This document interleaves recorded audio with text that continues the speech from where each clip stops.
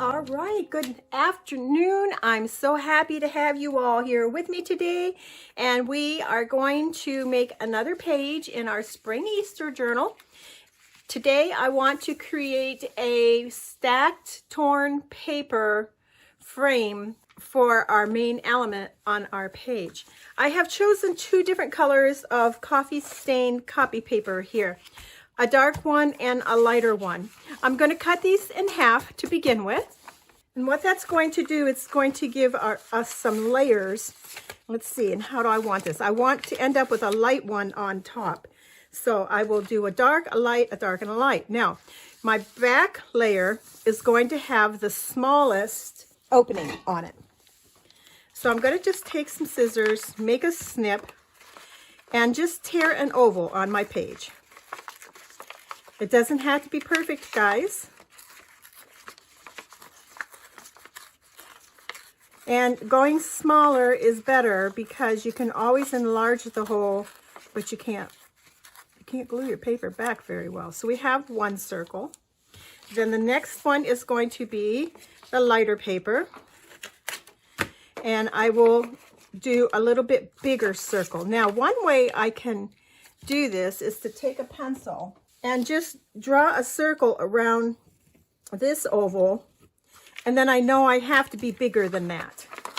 So I will go about, maybe a ½ an inch outside that circle and make this bigger one.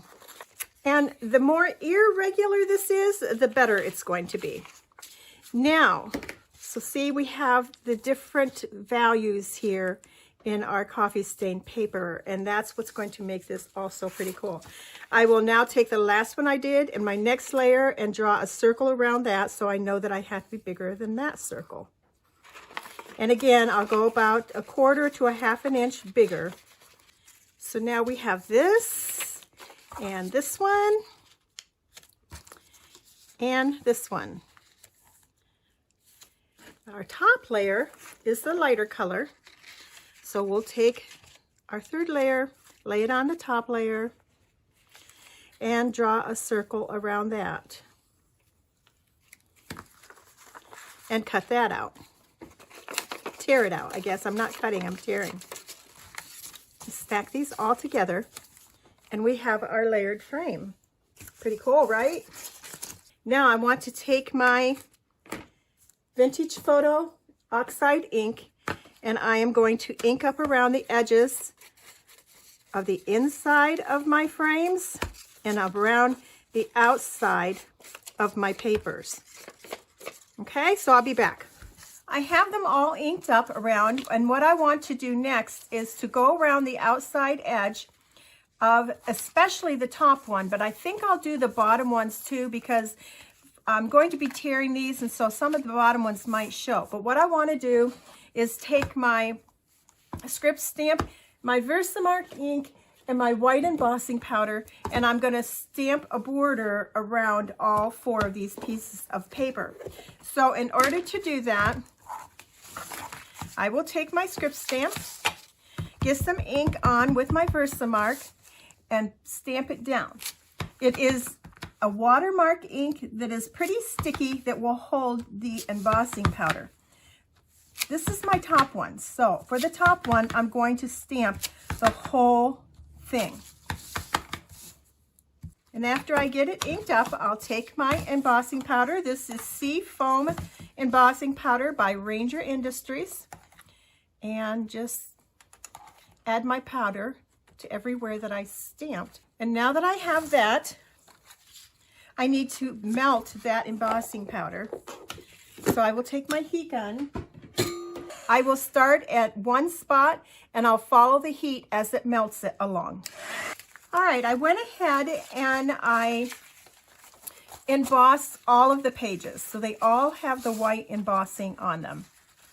Now I need to attach them to each other, and I'll do that with just a little bit of glue, because I want to take them over to the sewing machine and stitch around this. Now, I wouldn't have to attach them if I wasn't worried about them staying together, but because of the way I have torn my edges, I want them to be in this order. I don't want them to go crooked on me where they don't line up to where I want them to be. So I will take a little bit of my art glitter glue. Now, if I were going to glue these down without stitching, I would not use art glitter glue because things don't stick to the embossing powder all that well. I would use something like tacky or the 3-in-1 glue, something a little bit stronger. The art glitter glue is really good, but I do have problems with things sticking to embossing powder. So I will start with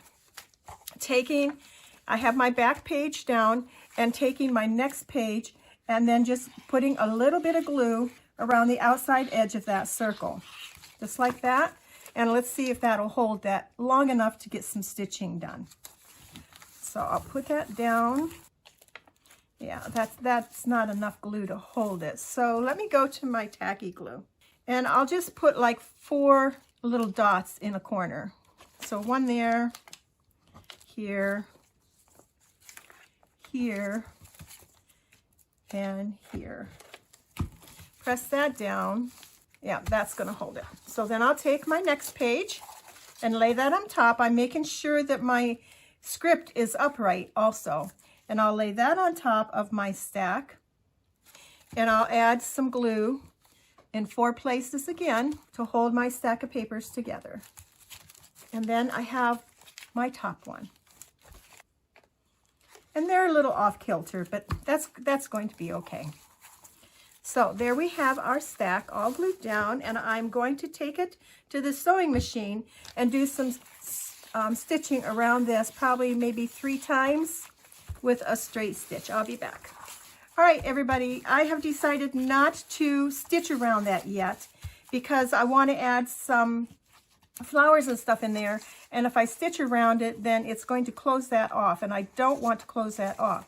So I'm going to rethink this, and instead of stitching around my circle here, I'm going to stitch around the outside edge. So I'll go do that stitching and be back. I have my 4 pages stitched together.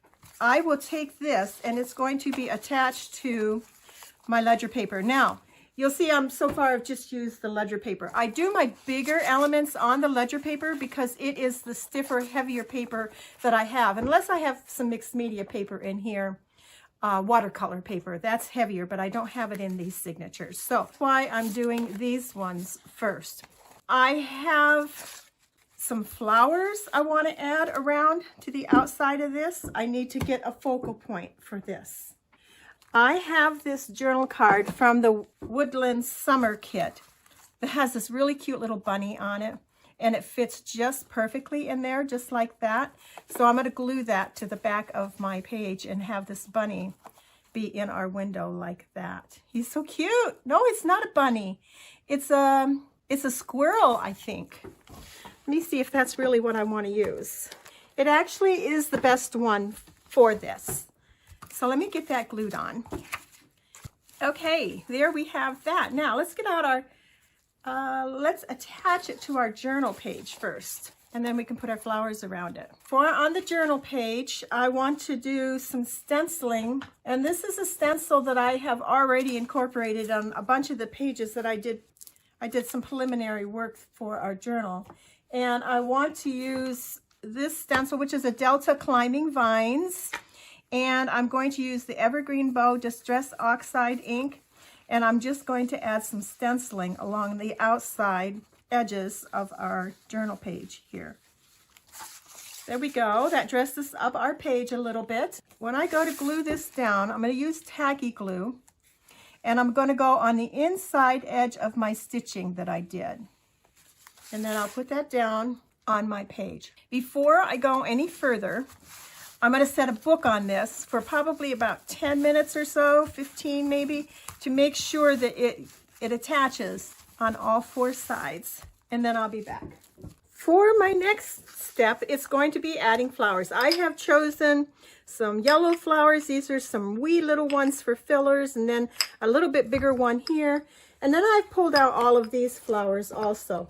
It's going to be a matter of playing. So what I'm going to do is set this to music for you for a while, so you can watch me add a few flowers here and there. And then I will be back when I have all the flowers that I want arranged and added to my page.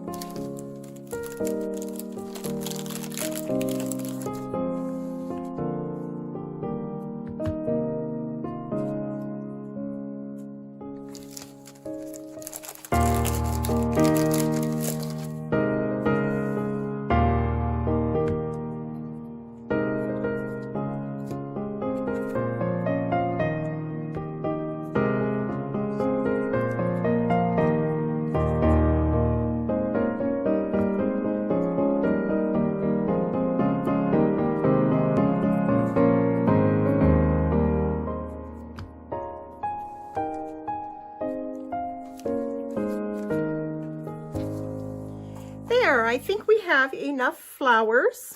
I've kind of made a mess and I have like flowers blooming all over my table right now. I'll get them picked up. Now these flowers are, most of them Prima flowers. Well, actually they're all Prima flowers because I didn't use the silk ones. Prima flowers and Prima leaves. Now, if that doesn't look springy, then nothing is going to, right? I feel we need to add some string. Let me find my string. I have this roll of string here, and I'm just going to wad some of it up in my hand. I should have thought of this before, but I want to put a little bit here and there under a couple of the bigger flowers, like maybe right in here. Add a bit of glue.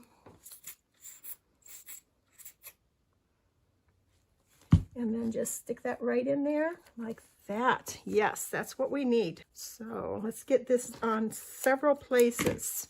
And that's 3 spots of it. It actually could be enough. Let's go with 5 spots. So, and we're going to have to do 5 because I'm not going to do an even 4 on here. So we'll get some right up in here.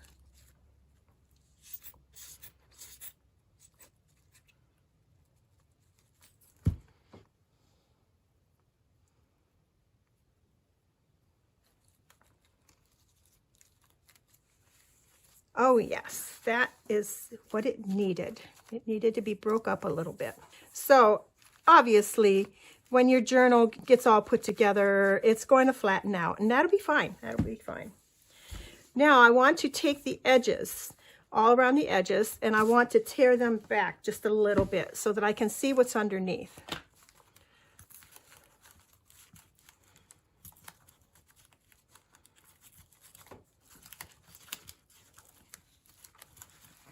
So I'm just going to fold and tear and fold and tear.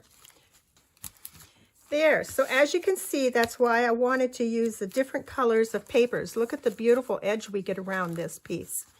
Now let me fold these back out because I kind of squished them in here a little bit. That speaks spring.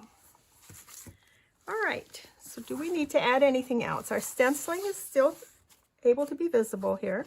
So give this a try. It's kind of fun. It's playing around. I like to take some projects sometimes that you just sit and you just play around and see what you come up with. And this certainly was one of those. I'd never done one with flowers in it before like this. But thanks for watching. You have a great day, and we shall see you again soon. Bye now.